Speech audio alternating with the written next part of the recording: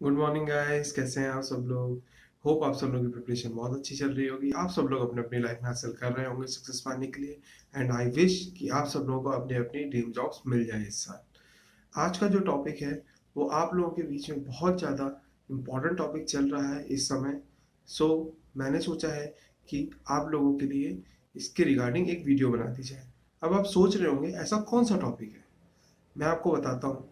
आज का टॉपिक है ईएसआईसी की प्रिपरेशन स्ट्रैटेजी। जैसे कि आप लोगों को पता होगा कि ईएसआईसी ने लास्ट मंथ अपना नोटिफिकेशन निकाला था for UDC as well as for steno. आपको पता होना चाहिए यूडीसी है क्या। यूडीसी होता है आपका अपर डिविजनल क्लर्क एंड स्टेनो क्या होता है। स्टेनो होता है आपका स्टेनोग्राफर। अब सबसे पहले हम लोग पैटर्न के लिए बात कर लेते हैं। पैटर्न जो प्रीलिम्स में आएगा, अभी मेरा मेजर फोकस है वो प्रीलिम्स है। तो इसलिए आज के वीडियो में मैं आपको सिर्फ प्रीलिम्स के रिगार्डिंग ही स्ट्रैटेजी बताऊंगा। फिर जब प्रीलिम्स का अप्रॉक्स 60% आपका सिलेबस कंप्लीट हो जाएगा, फिर मैं एक लेकर आऊंगा आपके लिए डेडिकेटेड वीडियो फॉर मेंस। चलिए स्टार्ट करते हैं। प्रीलिम्स में आपको याद रहना चाहिए कि आपका 1/4 नेगेटिव मार्किंग है। मतलब अगर आपको 1 मार्क मिलेगा करेक्ट ऑप्शन पे, और अगर आप इनकरेक्ट करते हैं तो आपके 0.25 मार्क्स डिडक्ट कर लिए जाएंगे। अब उसमें कौन कौन से सब्जेक्ट आते हैं। सबसे पहला है आपका जनरल अवेयरनेस। जनरल अवेयरनेस के 25 क्वेश्चन आते हैं। फिर रीजनिंग एंड जनरल इंटेलिजेंस के 25 क्वेश्चन आते हैं। क्वांटिटेटिव एप्टीट्यूड के 25 क्वेश्चन आते हैं। एंड इंग्लिश कॉम्प्रिहेंशन के 25 क्वेश्चन आते हैं। अब बात कर लेते हैं इसके लेवल ऑफ एग्जाम की। देखिए, जो 2019 में जो एग्जाम हुआ था उसका जो लेवल था वो आईबीपीएस क्लर्क और एसबीआई क्लर्क के बीच में था। तो आपको इस हिसाब से प्रिपरेशन करके चलना है कि आपका जो एग्जाम का लेवल आएगा, अगर वो 2019 के लेवल पे ही आया, जो मोस्ट प्रोबेबली 2019 के लेवल पे ही आएगा, तो वो आईबीपीएस क्लर्क और एसबीआई क्लर्क के बीच में होगा। अब कट ऑफ की देखिए, जो कट ऑफ है ना वो टोटली डिपेंड करती है स्टेट वाइज, क्योंकि स्टेट वाइज वैकेंसीज अलग अलग है। तो उसके हिसाब से आपकी कट ऑफ भी डिफरेंट जाएगी for different categories. But safe side के लिए आप कोशिश यही कीजिए कि आप 150 प्लस मार्क्स लेके चलिए।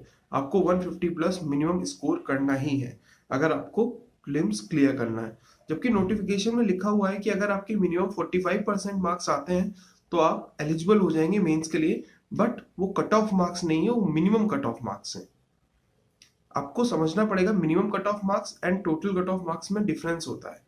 जैसे कि आपके जो नॉर्मल एग्जाम होते हैं, जैसे आईबीपीएस क्लर्क का हो गया, आईपीएस पीओ का हो गया, उसमें आपको पता होगा कि सेशन वाइज भी अलग से कट ऑफ होती है, एक मिनिमम कट ऑफ जिसमें 5 मार्क्स 7 मार्क्स। बट जो ओरिजिनल कट ऑफ होती है जिसमें आपको इवेल्युएट किया जाता है, वो 7 मार्क्स 5 मार्क्स नहीं जाती। वो ओवरऑल कट ऑफ आपकी अप्रॉक्स 50 to 55 मार्क्स के बीच में जाती है। तो यही डिफरेंस है। आप सबसे पहले बात कर लेते हैं हम लोग शॉर्ट लिस्टिंग। इसमें शॉर्ट लिस्टिंग कैसे होगी।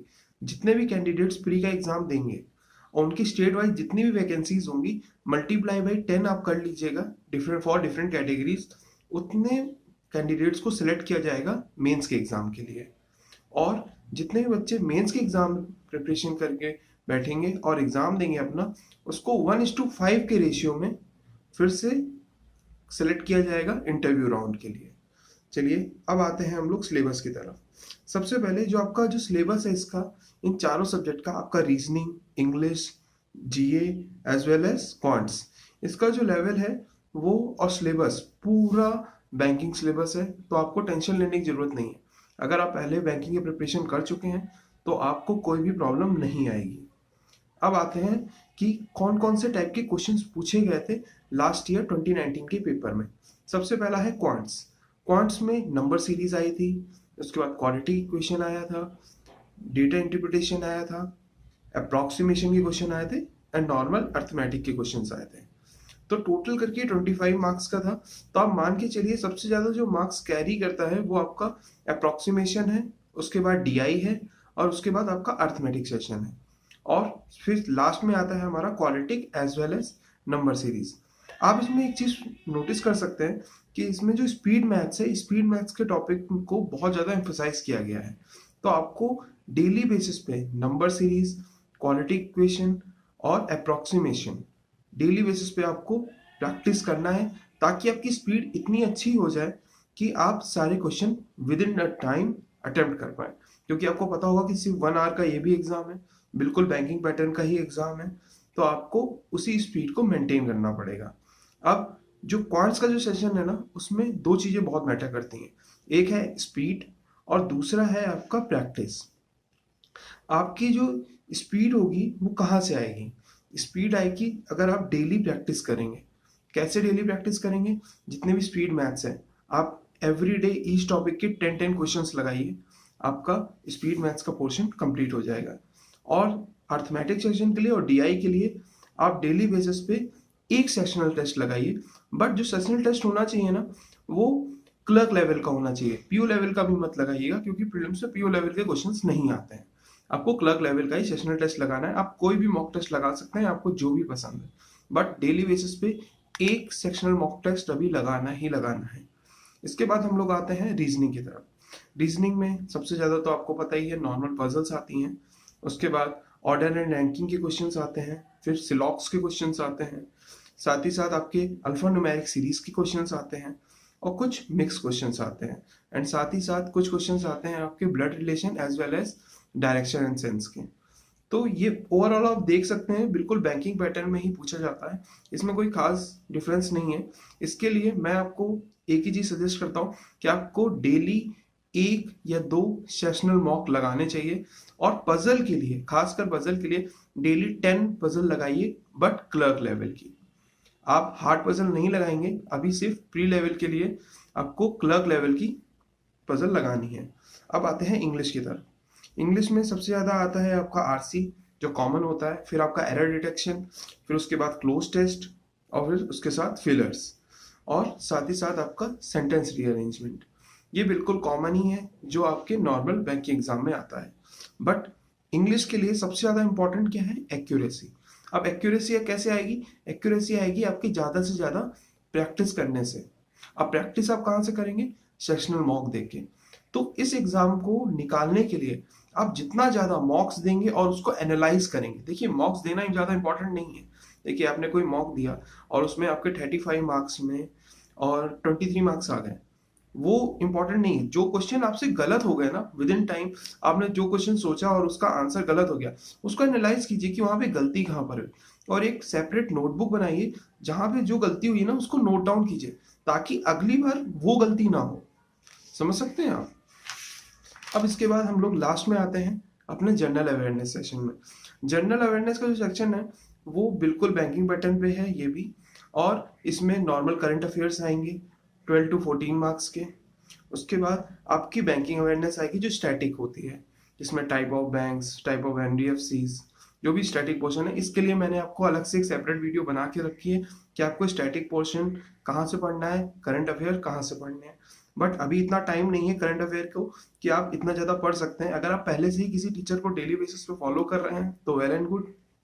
अगर आप नहीं कर पा रहे तो मैं आपको कुछ वीडियोस प्रोवाइड करूंगा, उसको तो आप करिए, एंड साथ ही साथ कुछ नोट्स प्रोवाइड करूंगा। आपको उतना तो पढ़ के ही जाना है करंट अफेयर्स के लिए, क्योंकि अभी 2 महीने बचे हैं। 2 महीने में मुझे पता है कि आप 8 to 9 मंथ्स के जो करंट अफेयर्स हैं उसको डिटेल्ड वे में नहीं कंप्लीट कर पाएंगे।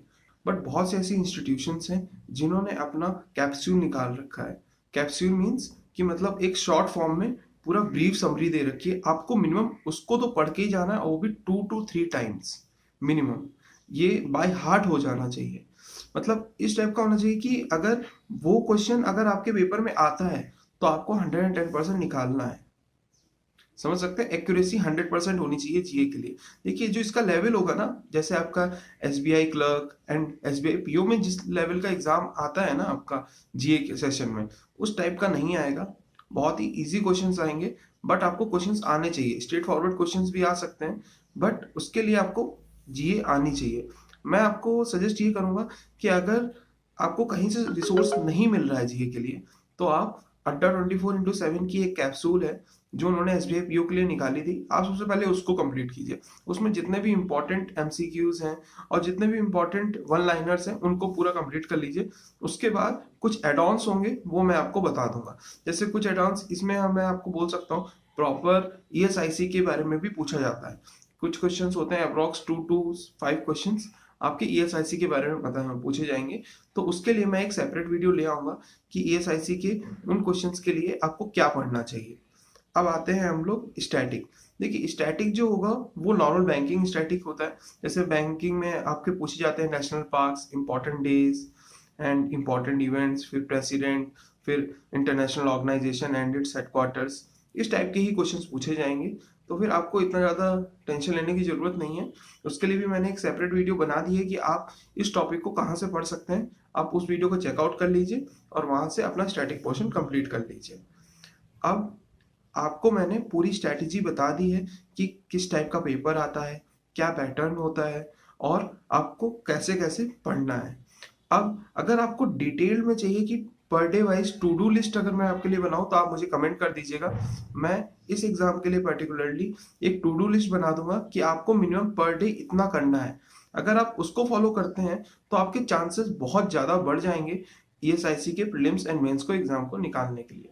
उसमें मैं डेली बेसिस में आपको बताऊंगा कि आपको कितना कितना पढ़ना है और किस बेसिस पे पढ़ना है, क्योंकि आपको हर एक टॉपिक को एंड हर एक सब्जेक्ट को प्रॉपर टाइम देना पड़ेगा, तभी आप निकाल पाएंगे। क्योंकि इसमें सीट्स बहुत ज़्यादा लिमिटेड है, तो फिर कट ऑफ बहुत हाई जाएगी, क्योंकि एग्जाम का जो लेवल है वो इतना ज़्यादा कठिन नहीं होगा। तो आपको अटेम्प्ट करके चलना है कि आपको मिनिमम 180 प्लस अटेम्प्ट कीजिए, ताकि आप 150 प्लस वाली साइड पे रहें और आपके चांसेस ज़्यादा से ज़्यादा हो पाए। होप आपको इन्फॉर्मेशन अच्छी लगी हो। Please like this video and subscribe to my YouTube channel. Thank you.